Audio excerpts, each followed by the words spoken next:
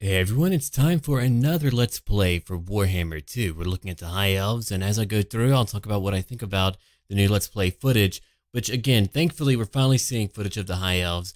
I'm a fan of the Skaven, Lizardmen, Dark Elves, but I wanted some High Elf love. I didn't want them to run the fate of the Empire like in the first game, where they were just kind of the punch buggies, the punch dummies. Alright, let's go on now.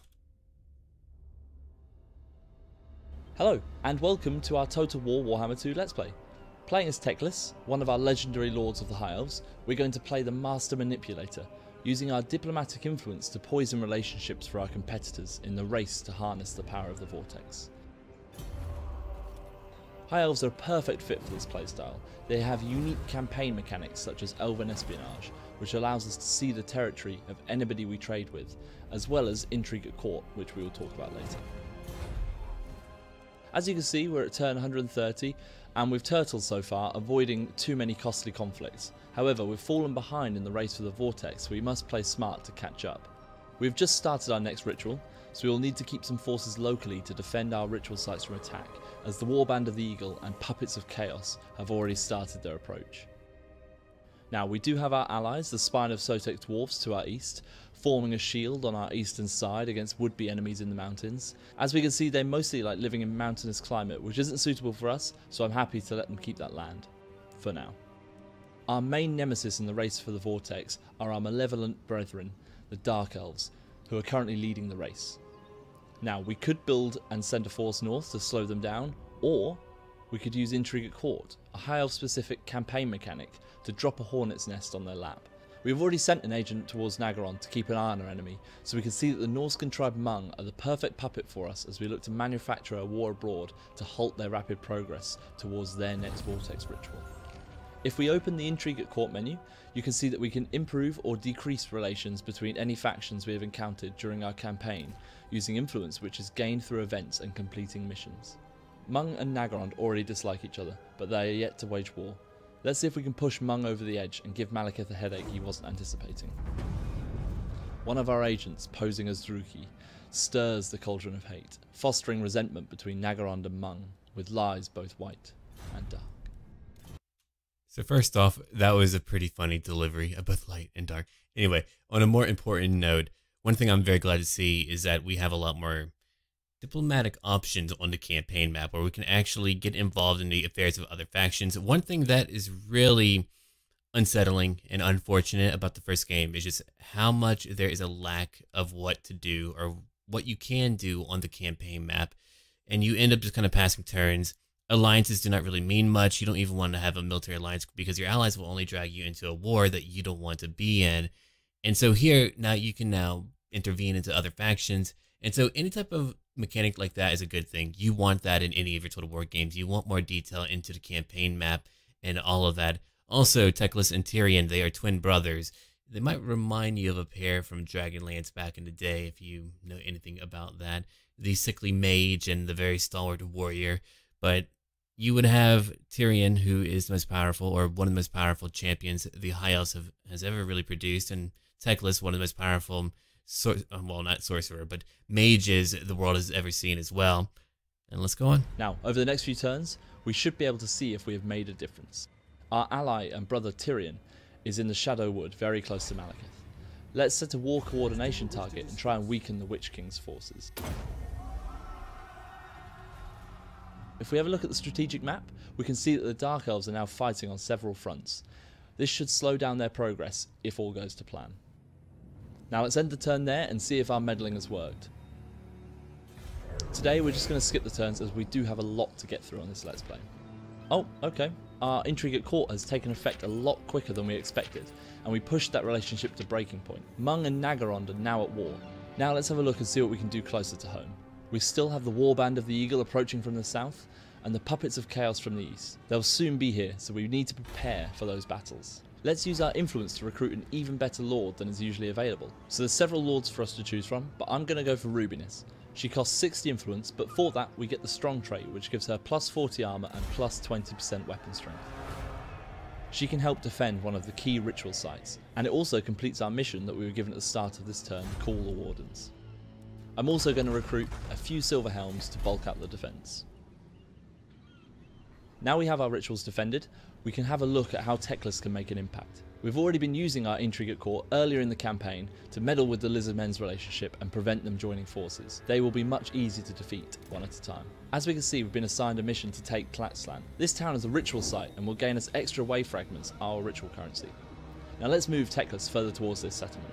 We can also see our elven espionage working well for us, as we have a trade agreement with Hexoatl. We can see all the way up to Tlaxlan, so we know the coast is clear. Let's steal some technology using our mage Kavina to help increase our research rate. This has caused her to level up, so let's upgrade her steal technology skill and we can end the turn there. Okay, so far, I think that's actually pretty cool. I'm still hoping to see a little bit more to the actual agent abilities on the campaign map. I find that to be the least interesting part of their abilities. But from what I can tell here, we're actually getting useful things. There's a lot of skills in the trees right now that are just not that great. But here I'm looking at Cleanse Corruption, which I assume is to get rid of corruption. Still Technology, which is interesting. Maybe Wound to decrease the amount of times or turns that it takes for them to heal up. I don't really know. And then Block Army, which, I mean, pretty much every agent needs if you want to block any army from being able to move. They often like to dance around, and that happens quite a bit. So, again, I'm glad to see a few changes at the very least.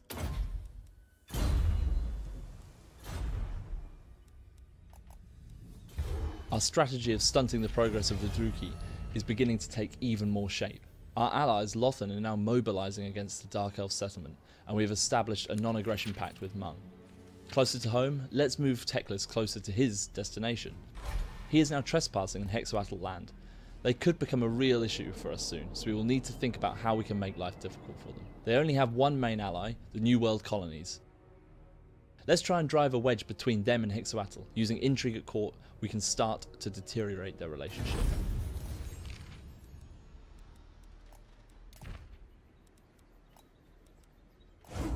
Some dare defy us. We shall sour relations between Lord Mazdamundi of Hexoatl and Philip Billings of New World colonies. In the long term, this will be far more destructive than a direct strike. Now, they're still trusted friends, but we are starting to sow the seeds of doubt. Because we are still trading with Hexoatl, we can see that they have their main army in the Northern Territories. If we can destroy their relationship with the New World colonies, we could split their territories and make it easier for us to take those settlements. Now, if we head back to our ritual sites quickly, we can see the forces are almost on our towns. Let's move Rama further down south to help reinforce our ritual site. We can't afford to lose it at this stage of the ritual. We will need to move her into march stance to ensure she gets there in time. Even though our army will be tired in battle, it should be worth the risk. And we can end the turn here.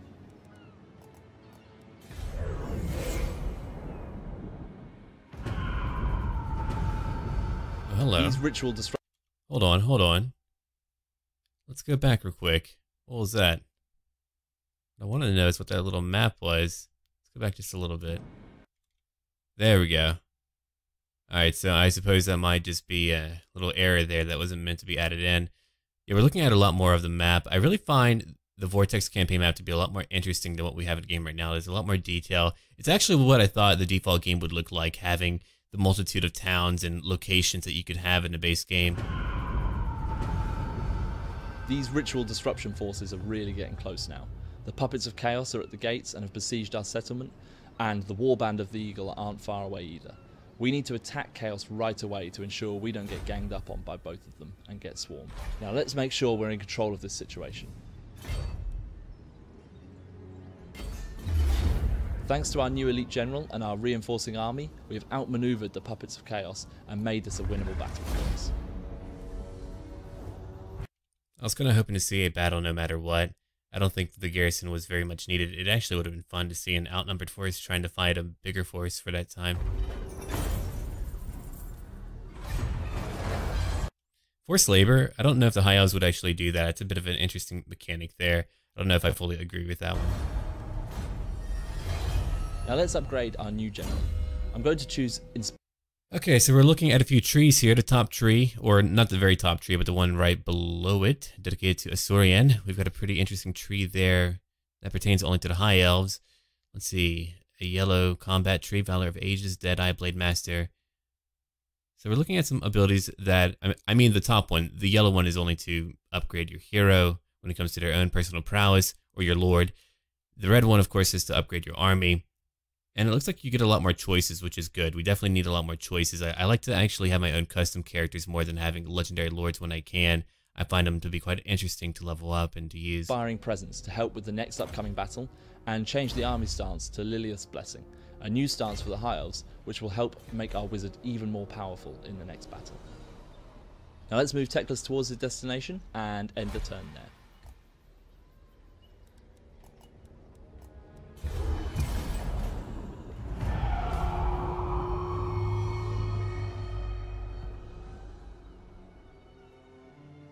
You got kind of quiet there for a little bit. I'm not sure what was going on. I was like, wait, do I intervene? Okay, I'll intervene for a little bit. Yeah, so let's go ahead and look at what we have over here. Defense Alliance negotiated. Yeah, so we've got a few of those being negotiated. Knights of the Flame, that's interesting. Okay, so we're looking at Knightly Orders. Maritime Empire for technology research, which is funny because you can't actually have naval battles right now, but that's okay. Wax and Wane. Our technology Maritime Empire has just finished. This has given us even more oversight over the new world. Oh, look at that. All sea regions are made visible to your faction. That's actually very powerful. You can see everywhere. Wow. Okay. Construction cost goes down by 15%. Construction time, -1 for ports. It's actually really good. No, that can make you a great power. I mean, you're a fucking island nation. Yeah, that will help a lot. Island kingdom, I guess. Kingdoms? Anyway. By allowing us to spy on all sea regions.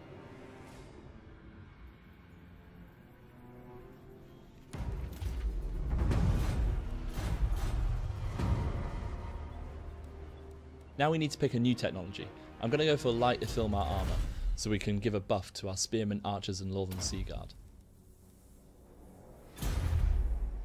Now let's change our focus to destroying these armies threatening our ritual.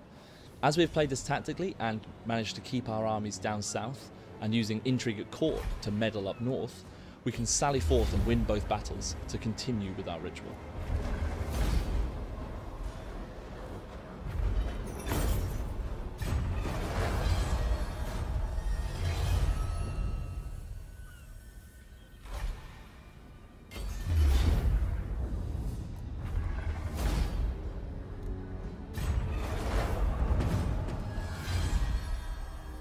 And let's also ensure that our secondary mission of taking Tlaxlan is completed. We can take Teclis out of march stance now and begin the assault on the settlement. We're also going to activate a rite, Invocation of All. Okay, let's go look at our rites real quick. Invocation of All, the Maker, patron of the Elven Smiths. Items bearing his mark are the greatest of their kind. Recruitment cost goes down by 10% for Sword Masters of Hoeth, White Lions of Krace, who are really cool. Phoenix Guard and Dragon Princess units. Armor goes up by 5 for those same units. +2 experience to them, and Army Ability Val's Hammer for all forces. Invocation of Isaurian, the creator, greatest upon the Mandala. His name alone can calm princes, tame courts, and embolden all. +2 influence per turn. Construction cost goes down -15% for all buildings. +4 public order, which is probably very powerful too. Invocation of Hoeth, Lord of Wisdom, God of Learning and Sorcery. Those who invoke him gain precious insight and may divine the winds of magic. Experience gain, +50% for mages and Lord Masters of Hoeth. And again, just all based on your magi there. Winds of Magic goes up. Oh wow, +30 for all forces. And Invocation of Isha, the Mother Goddess, purity is her virtue. Immune to attrition, casualty replenishment rate, +8%, untainted. Yeah, these are all just incredibly powerful. Which gives the Sword Masters of Hoeth in our army armor and experience buffs, as well as a new ability, Vor's Hammer, which causes a powerful explosion and affects settlement walls.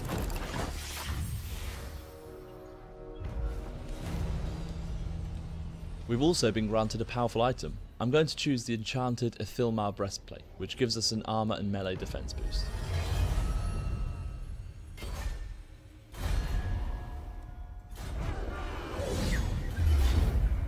I'm going to leave you with a short montage of Teclis taking this settlement, which I hope you're going to enjoy. And of course, thank you very much for watching this High Elves Let's Play.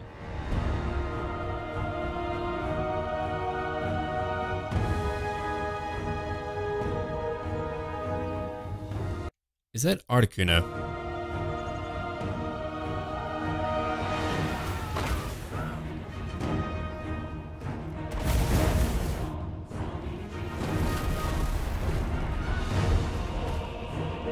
It looks like we finally do have wall destruction, which is really good. They're not just gonna disappear now.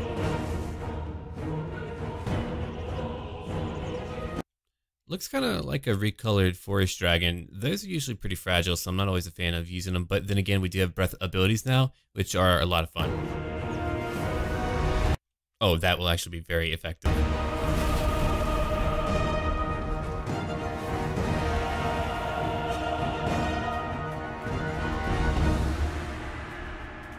Okay, well that is it. Yeah, no, it looks good. I'm definitely excited. I'm really hoping that we're gonna be able to play it at least a week prior to launch or whatever. So I'll have like time to actually learn how to play the game. Whenever you get time like that, you don't have to rush. You can take the time to learn how to play the game. I want to make sure that I know everything mechanically before I show you guys footage and all that. So yeah, if you want to see more gameplay of Warhammer 2, let me know, and I'll be sure to cover that as time goes on. Thank you for watching, and if you want me to go into a deeper analysis, I can always do that as well. So, as always, until then.